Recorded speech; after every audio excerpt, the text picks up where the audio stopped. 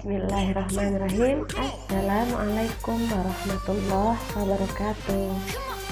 Apa kabar anak-anak semua? Semoga sehat selalu ya. Baik, kali ini kita akan belajar ilmu pengetahuan alam tentang perubahan wujud benda. Masih serangkaian tentang perubahan wujud benda yang seperti Ibu jelaskan minggu kemarin ya.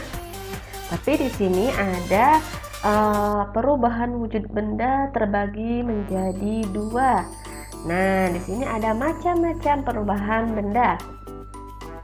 Yang pertama, di sini ada perubahan fisika, dan yang kedua ada perubahan kimia.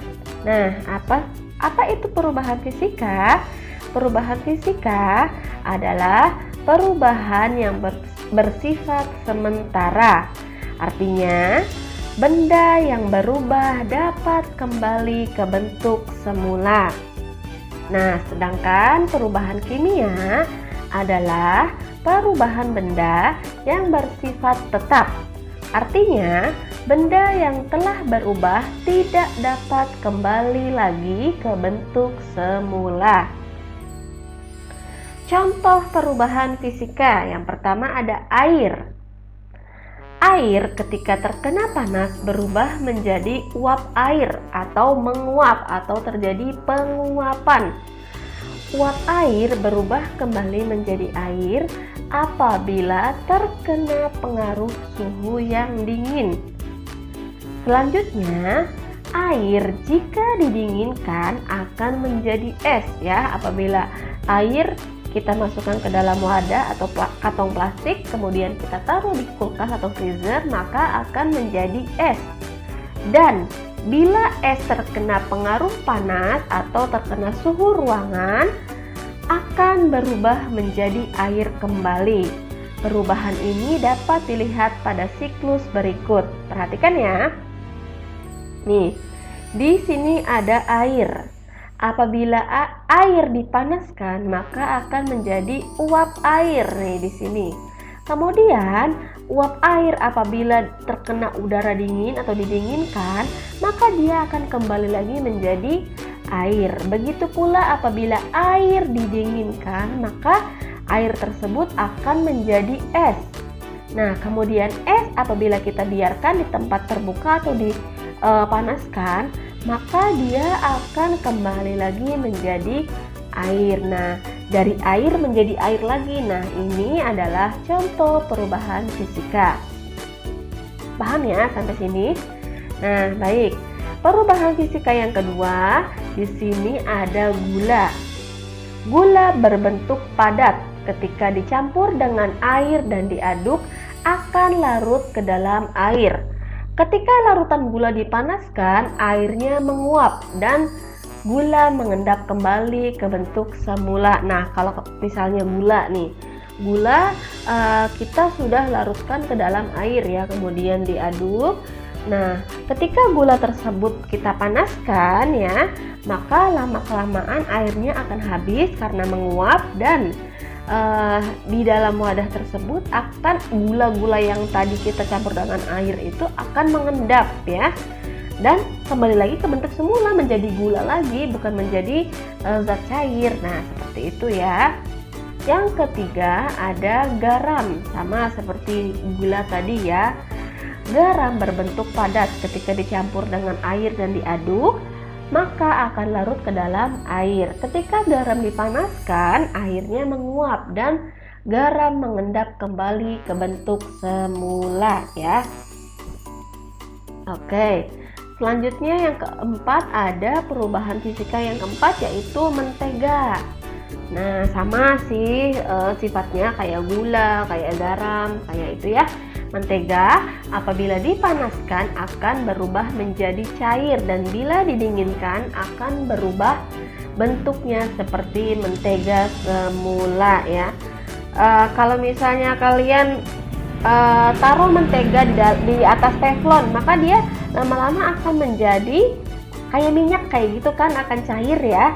Nah, tapi ketika sudah jadi minyak kayak gitu, kita matikan, kemudian kita diamkan lama-lama didinginkan ya, dimasukin kulkas atau didinginkan lah.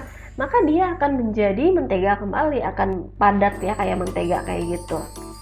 Nah, di sini lilin sama, lilin juga sifatnya ya. Lilin kalau misalnya kalian nyalain lilin, kemudian lilin itu kan lama-lama akan mencair, akan habis. Tapi, nah dia lama-lama akan mencair lagi di bawah, akan memadat lagi, akan memadat lagi di bawahnya kan.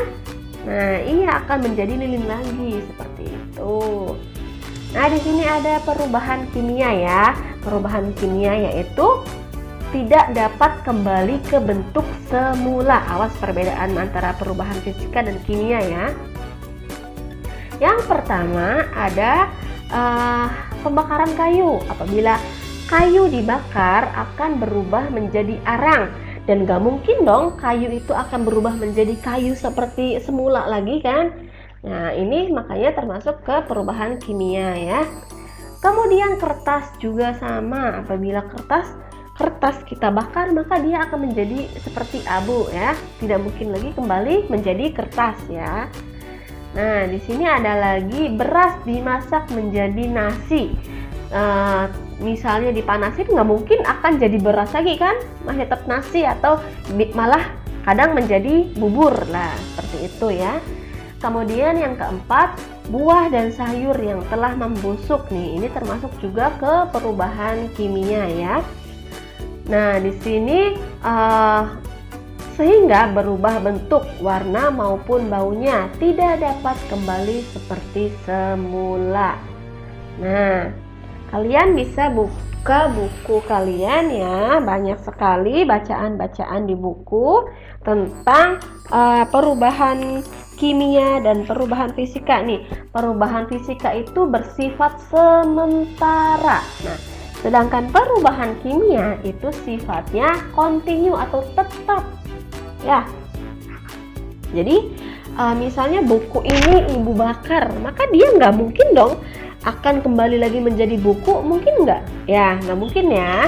Nah, dia akan menjadi abu ya, tidak dapat kembali ke bentuk semula. Oke, sebentar. Ibu cari dulu IPA-nya ya, IPA. Oke, nah, coba ada yang tahu lagi contoh perubahan kimia fisika?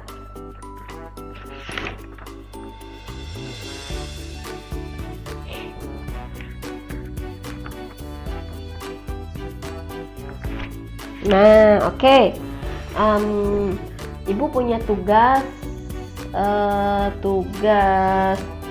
apa namanya, praktikum ya. Ada tugas praktikum nanti. Kalian praktikum tentang korosi. Apa itu korosi, Bu? Korosi itu kayak karat kayak gitu. Nah, siapkan 3 buah botol atau aqua gelas bekas ya yang nggak ada isinya. Nah, disiapkan, kemudian siapkan juga 6 buah paku ya. Kemudian siapkan air garam, maksudnya larutan ya, larutan garam. Larutan itu adalah garam yang dicampur dengan air kemudian diaduk. Nah, itu namanya larutan garam. Kemudian siapkan juga air cuka. Nah, bisa beli di toko-toko terdekat ya. Kemudian siapkan juga air mineral, maksudnya air biasa, tidak ada campuran. Atau bisa dengan menggunakan air hujan. Nah, biasanya air hujan bagus nih reaksinya. Nah, letakkan masing-masing air tersebut ke dalam masing-masing gelas aqua tadi. Nah, kemudian masing-masing gelas ditaruh 2 buah paku di masing-masing gelas. 2 buah paku ke dalam air mineral, 2 buah paku ke dalam air garam, 2 buah paku ke dalam air cuka. Kemudian kalian amati apa yang akan terjadi setelah 1 minggu kemudian. Perubahan apa yang akan terjadi? Nah, kemudian kalian catat hasilnya. apakah ini termasuk ke dalam perubahan kimia atau ke dalam perubahan fisika? Ya.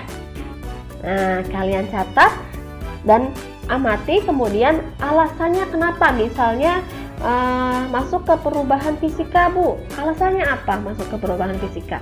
Misalnya ke perubahan kimia, Bu. Nah, alasannya juga apa masuk ke perubahan kimia, oke?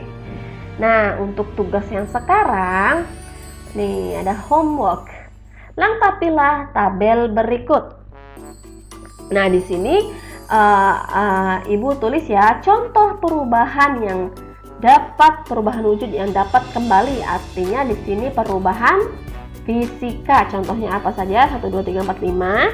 Kemudian di sini ada lagi contoh perubahan wujud yang tidak dapat kembali. 1, 2, 3, 4, 5. Oke, tinggal diisi perubahan yang dapat kembali apa saja, ada 5, dan yang tidak dapat kembali atau tetap ya. 1, 2, 3, 4, 5 silakan isi. Kemudian jangan lupa difotokan dan kirim ke Google Classroom ya. Sampai sini paham penjelasan dari Ibu?